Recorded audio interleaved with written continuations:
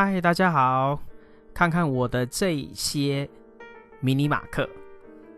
玲珑剔透，花朵精致到不行的兰花。这就是蝴蝶兰界人见人爱，几乎每位兰友都必收的超级经典名品 Phalaenopsis minimark。 你看看它洁白干净的花瓣上面均匀洒满了橘红色细致的斑点，最亮眼的是那个非常鲜艳然后微醺橘色的唇瓣，真是让我每一次看到它都觉得它相当的迷人，越看越有质感。很多朋友呢会跟我抱怨说，迷你马克买回家用水苔养，不是因为太闷导致根系黑腐，要不然就是不小心浇太多水直接烂心如果你也想要知道如何摆脱水苔，然后只靠无机介质的盆栽法就能让迷你马克年年抽花梗大爆发，那这支影片呢你一定要看到最后哦。那在讲怎么养之前呢，我们必须先了解迷你马克的坏脾气。它虽然拥有原生种的野性美，但它其实是多代交配出来的优良品种。它的叶片比一般大花蝴蝶兰更薄一点，那对环境的这种闷热跟积水比较敏感。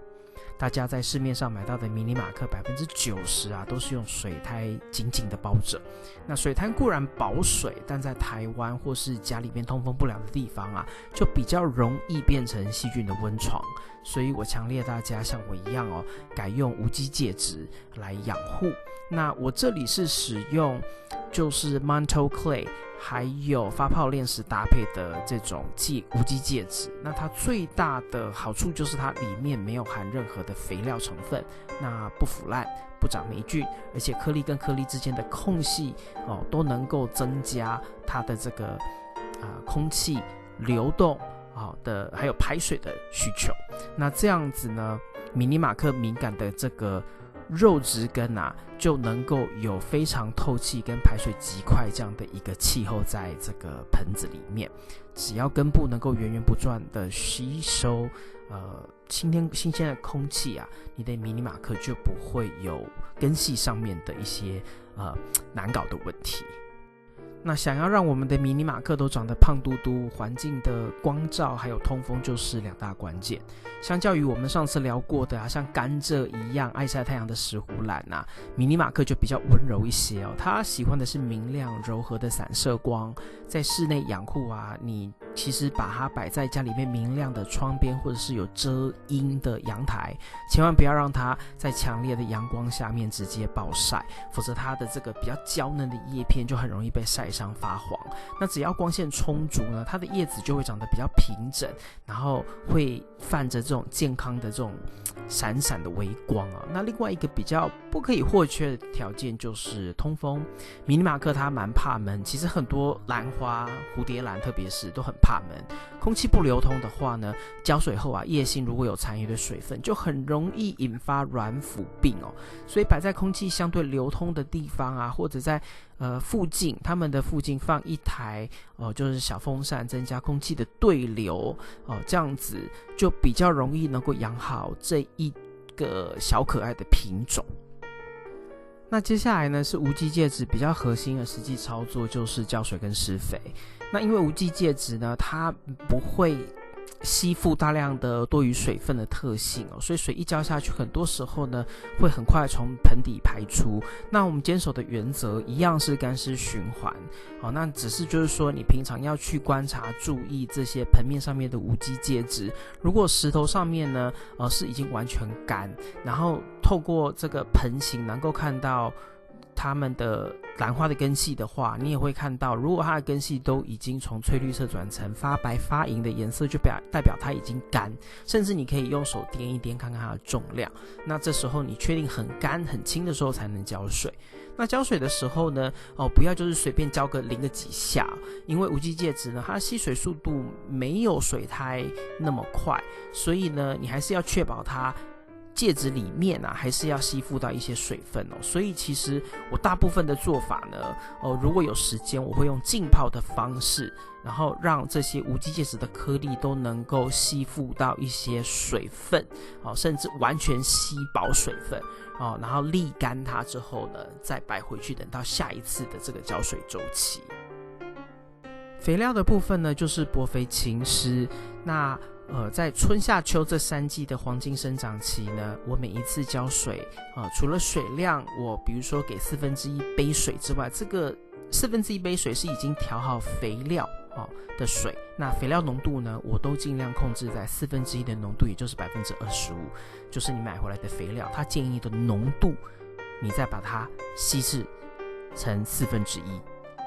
然后它也有一些香味就是酸酸甜甜的味道。再来，它另外一个比较让人家没有办法抗拒的优点，就是它的花期其实蛮长的，然后又有一点点的续花性的特性啊，让我对这一种兰花，我总共有5颗小马克，每一颗都爱不释手。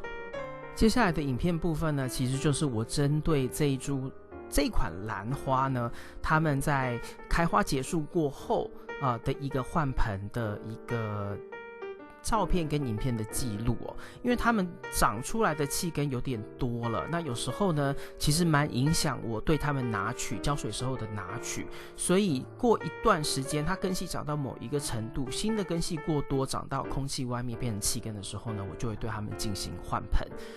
那也是一个机会去检视杯内根系的状况。那随着它们叶子越长越多啊，那它的花茎它其实位置会越长越上面，越长越往前倾。那这时候呢，你出盆的时候，你等一下就会看到几张照片了。我是针对它花茎最底端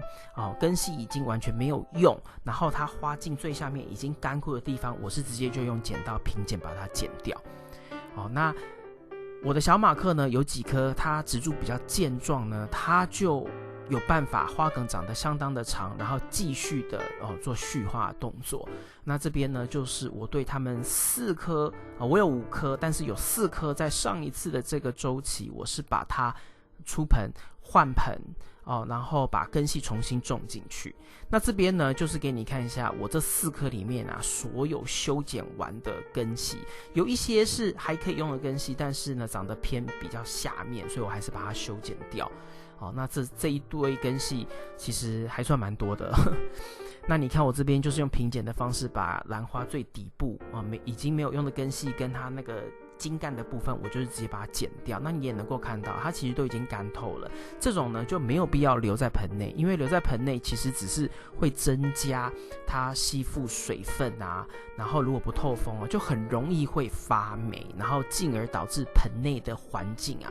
细菌不好的菌偏多酸性增加，还会影响到健康的根系。所以定期时间比如说1到2年就出盆，把新的根系种进去，那利用出盆的这个机会呢，重新检视一下杯内不需要坏死掉的组织就是这样的操作。那这边呢就是给你看一下，难免会捡到好的根系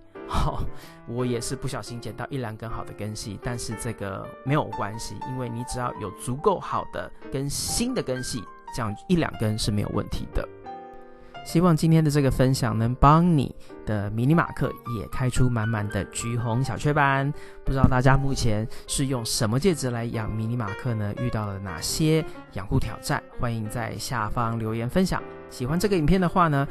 记得点赞、订阅并分享给爱兰花的朋友。我们下次再见，拜拜。